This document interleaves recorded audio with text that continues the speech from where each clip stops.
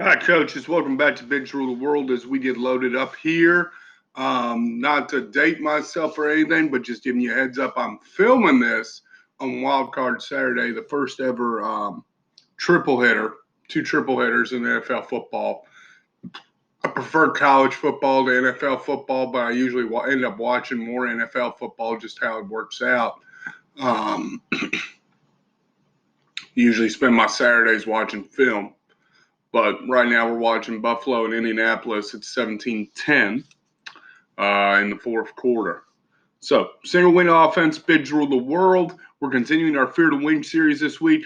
We're getting close to wrapping up the single win. I want to hammer home to you guys, the importance of this single win. Last time I talked about 3 takeaways that you could take from the single win offense. I told you this is my quarantine series right here. I'll be out by the time these episodes air.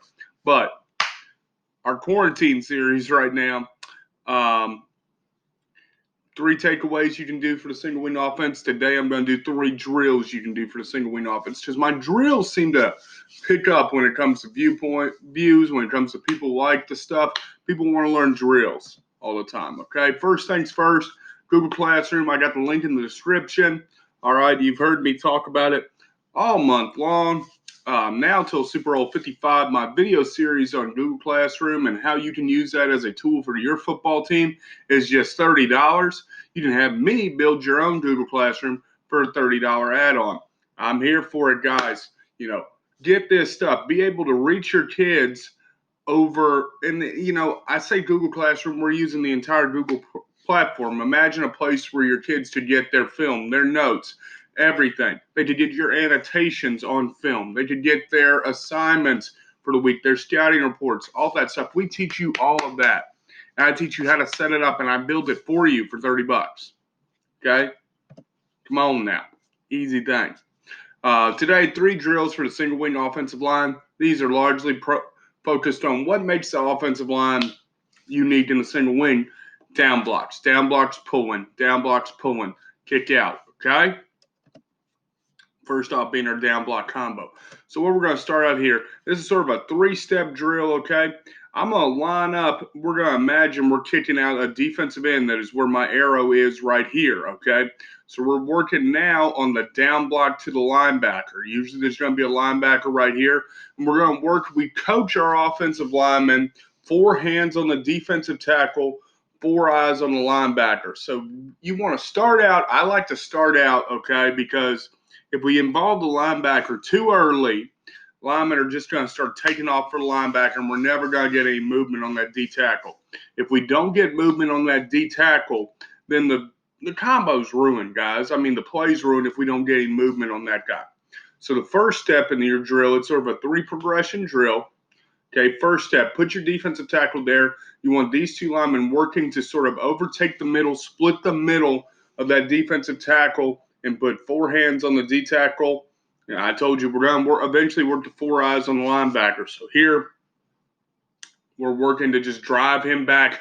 If we can drive him back almost a coaching point to drive him back into the lap of the linebacker, that's perfect, guys. We go with it.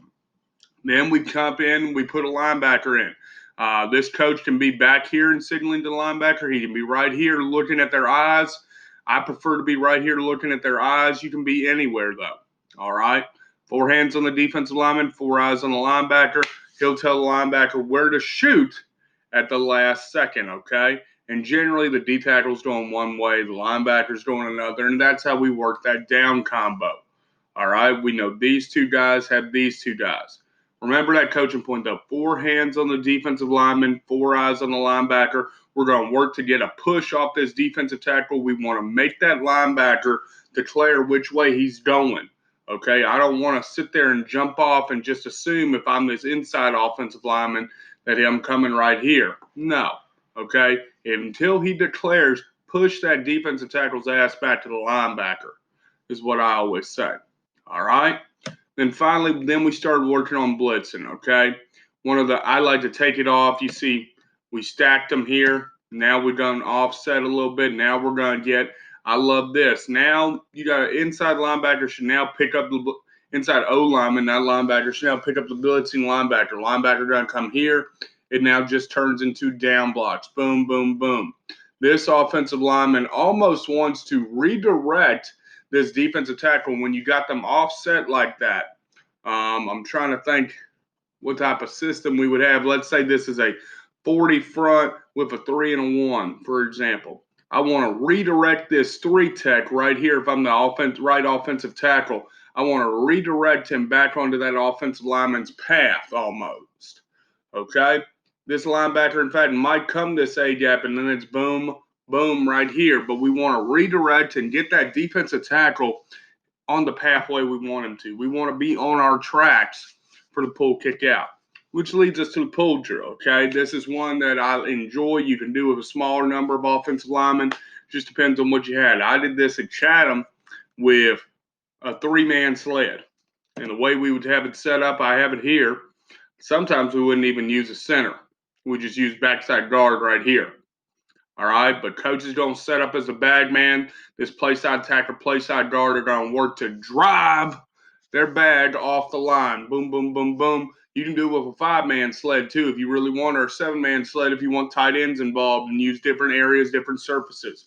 But all I want is I want that coach to sit here as a bag and the guard's going to pull. We work on our proper pull steps. Remember our series on the pull where we're going for the kick out pull here. We're going to spin.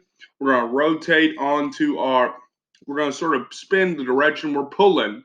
I like to rotate if I'm pulling right, my right foot. If I'm pulling left, my left foot at 90 degrees and get on that hip path, get on the heel path of those offensive linemen and stay low right here, pull right, kick out right shoulder, and get my head in between the bag and the ball carrier. And with the bag guy, okay, if you've worked with dumb scout team guys before who just stand there and get blocked, okay, you can do a couple different things for your offensive linemen to really work on them. You know, you can squeeze, boom, boom, boom. You know, they're pushing. These play side guys are working on getting movement on this sled. That's what you want to focus on them. They're not just there to do nothing. They're there to get a push and get that defensive line moved off. All right. So you can work on squeezing laterally here. You can work on turning and coming and blowing up the guard if you want to. I like to put a coach there because to me, if I put a coach in a bag there, I can sort of determine how I want that defensive end to play him. If I try telling a scout team guy to do this and, you know, come eat this block up, you know, you might have the occasional scout team guy who do it, but largely, you know, he'll just hold the bag and try not to get run over. And then the rapid fire drill. Rapid fire drill works good for any of these offenses. I think what the rapid fire drill does well here is in the single wing, you can face a litany of different fronts. You don't know what people are going to be throwing at you as far as odd, even, you know, what types of fronts. So I stole this from a veer coach. Set up your group of your offensive linemen and set up your cones. You need a bunch of cones for this drill and trash cans. Either one. Get them set up, going, and running one play against different fronts, whether it's an odd front, even front, whether it's a 5-3, 5-4, what have you. Set up your different fronts, and then as one group goes through, let's say you're running strong power.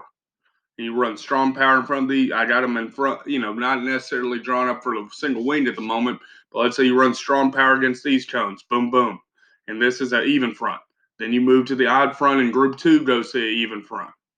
Then, you know, you move to the odd front with even number of linebackers, and they move up here.